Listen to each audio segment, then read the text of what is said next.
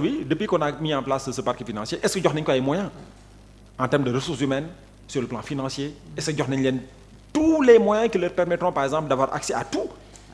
On sait qu'il y a la CENTIF qui peut aider. On sait qu'il y a la OFNAC qui peut aussi avoir telle ou telle information. Mais il faut essayer de voir un peu comment outiller donc ce parquet et lui donner les moyens de pouvoir régler la question des rapports.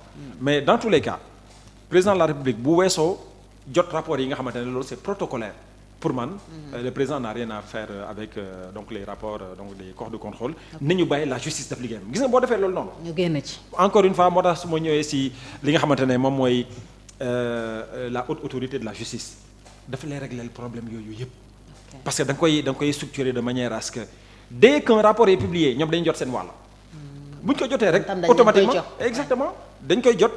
exploiter bu ñu gisee ne il y a matière. à convoquer tel ou tel pour éclairer la lanterne des Sénégalais et mettre la lumière sur tel ou tel fait.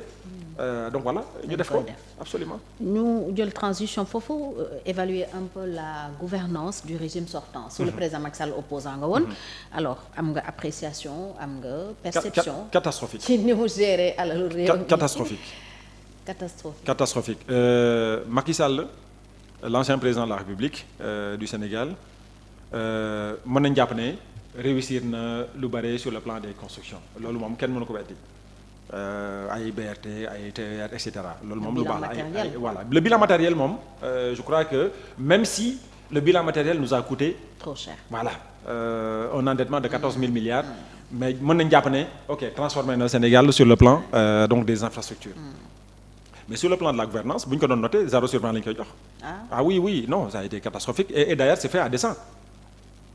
Parce que Macky Sall il n'est pas je dirais xam na li mu doon def. Il n'a pas voulu investir dans la gouvernance parce que ça ne l'arrangeait pas. lan la bëggoon. Non parce que mais quand on investit dans la gouvernance dafay am loo xamante ne da koy éviter boo xoolee par exemple dama lay jox un exemple le comité national de la dette publique qui est l'organe central du ministère des finances nga xamante ne bu Sénégal di leb xaalis ñoom dañuy joxe ba dañuy émettre benn avis mais. comité ba doon émettre ay avis mais gars yi di outrepassé avis bi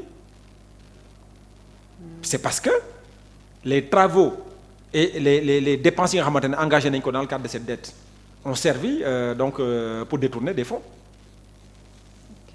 moo tax en réalité Macky Sall amoon benn réew boo xamante ne assis sur des règles fonctionnant dans le domaine de la gouvernance ne l'intéressait pas du tout parce que li mu doon def da ko mën a def c'est vrai qu'il y a eu beaucoup de détournements ñu ngi doon waxtaan ci waxu rapport yi sànq ma naan c'est pas parce que loolu c'était sur le principe ba mu koy wax c'est pas parce que rapport am na que dañu war a convoquer nit wala dañ koy tëj ak yooyu mais en réalité on sait avec tous les scandales qu'on a connus on sait qu'il y a eu énormément de détournements Sénégal li mu réalisé en termes de réalisation on aurait pu faire peut-être 3 à 4 fois plus parce que am na scandale yoo xamante ne da ngay gis lu war a jar par exemple 1 milliard ñu facturer ko 10 wala 20 milliards c'est inacceptable. Et donc, quand on est dans un pays qui fonctionne avec les règles de la bonne gouvernance, avec des institutions sous le sceau de la gouvernance, loolu da ko mën moo tax ñoom ils ont fait le choix d'investir tous les secteurs y compris ba mu des loolu moo tax même boo xoolee l'OFNAC en réalité c'était une coquille vide c'était juste une mesure cosmétique boo xamante ne dañ ko teg en réalité pour émerveiller les bailleurs de fonds. Écoutez xool leen on a mis en place créé pour ñële la mais exactement ñoom donc non le regard que je porte sur la gouvernance de Macky Sall dans ce domaine moom est très critique je crois que Macky Sall voilà donc il s'en tire finalement à bon compte. am na ñu wax ne justement pour crime politique ak économique war nañu ko woo. Il y a d'ailleurs une pétition qui circule toujours pour un mandat d'arrêt international contre Macky jàpp nga ne lu xel nangu la vu li ñu fi def yëpp comme ay yàqu-yàqu. non man je pense que. avant ñu yegg ci mën na nekk mënul ne. je pense que loolu xam nga lu dul antu moom jarul sax nga ci wax. d'accord xam nga tey Macky Sall bu ñu ko naroon arrêté fii indi ko ci réew mi naan ko il faut nga rendre des comptes Macky Sall il s'est organisé. il a organisé son système politique. de sorte que moom de façon mën na ko opposer lenn. il n'est pas responsable. il n'est pas responsable.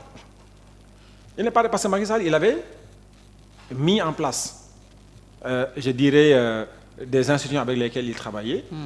doon liggéey ak ay nit ñooñu di ordonné. mais léegi lan nga mën a li ñu mën a am rek mooy peut-être des présomptions sur tel ou tel. Parce que xam nañu c'est lui qui est derrière et xam nañu au Sénégal il y a aucun marché au-delà de 2 milliards boo xamante ne mën koo def sans pour autant que Macky Sall am son mot à dire mais léegi demal prouver loolu demal xool est-ce que loolu c'est physiquement traçable. oui souvent ay wax la. Exactement donc moo tax dem def ay mandat d'arrêt. ay pétitions pour man loolu c'est une perte de temps encore une fois je pense que il faut que le Sénégal se projette.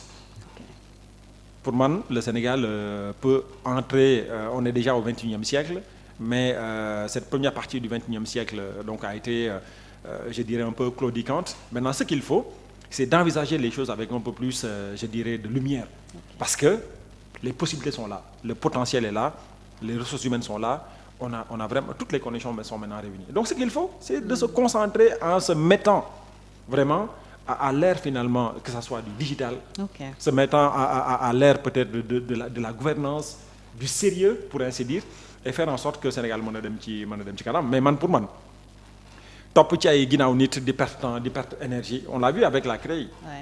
bi ñaata la ñuy dépensé pour dem di. li ñu ci dépensé moo ëpp. li ñu recouvrer waay. fay nañ fi ay commission rogatoire fu ne dem nañ ci àdduna bi dépensé ay milliards. li ñu récupéré fay ay avocat li ñu récupéré ça mot na 2 milliards. wala bu yemee ay 2-3 milliards ci la yem donc jaru ko je pense que Sénégalais yi ils ont voté pour la rupture il faut qu'elle s'incarne à tout point de vue. Sur le plan de la collecte des ressources leur distraction par l'État. Et donc et comment tout ceci peut générer de l'impact sur le vécu des populations. Il y a aussi les scandales fonciers gis nañu ci lu doy waar. Mbourkat BS Thiès le président d'ailleurs def na déplacement dem ba foofu. loolu itam ñu ngi ciy tudd président Macky Sall. parce que jàpp nañu ne yenn zone yi ñu déclassé ni ñu fa séddoowee suuf si. vraiment décret kese moo ko moom. voilà autorisation boobu moo mun a tax xëy na gars yi defee ko noonu naka nga gisee aussi loolu la ñu def muy ay scandale ci wàllu suuf si. waaw ak le domaine maritime le domaine public maritime. dëgg la mesures yi ñu ci jël également. voilà mais gis nga le foncier est une je dirais